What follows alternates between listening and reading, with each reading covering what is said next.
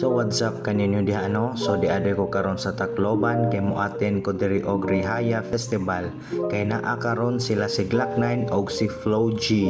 Nya karon na baktas-baktas ta padulong ta sa ilang Leyte Park kay diri i-held ang event. Matud pa sa kong classmate nga nindot daw kayo na ilang mga lugar diri ug na sila mga nindot nga mga tinda. Ug usa sa ilang mga tinda diri isang ilang mga lagmian nga mga barbecue.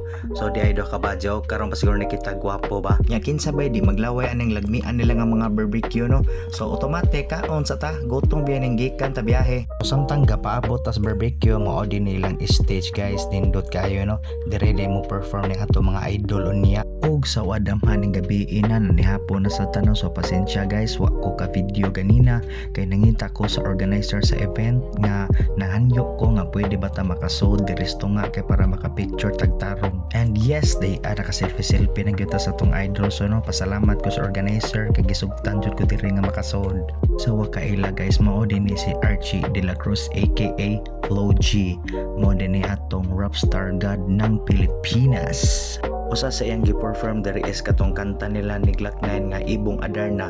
So tagaan na tog time nga maminaw tas iyang verse. Sila sa akin niya bawat yun sa pinapasa sa likod habang nagtataka na di kung bakit mo lumapilo ang imbis na hinog. Mahirap pagpanggap, ayos lang kaso kailangan sa ginagawa ng panahirap at pa makita ang iyong kahinaan para hindi ka awaan ang pagtawanan. Mahirapan ang maranasan sa mga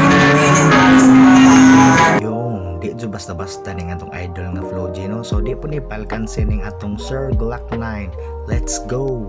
Ang iya dagi kanta diri is katong kanta ni Francis Magalon nga untitled Kaleidoscope atong paminawon.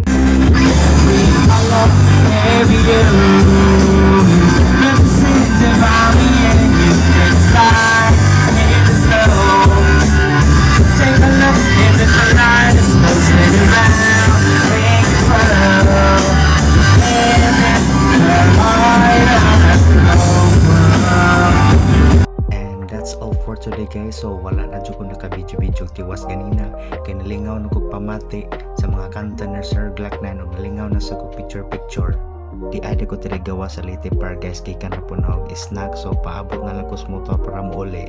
Peace out.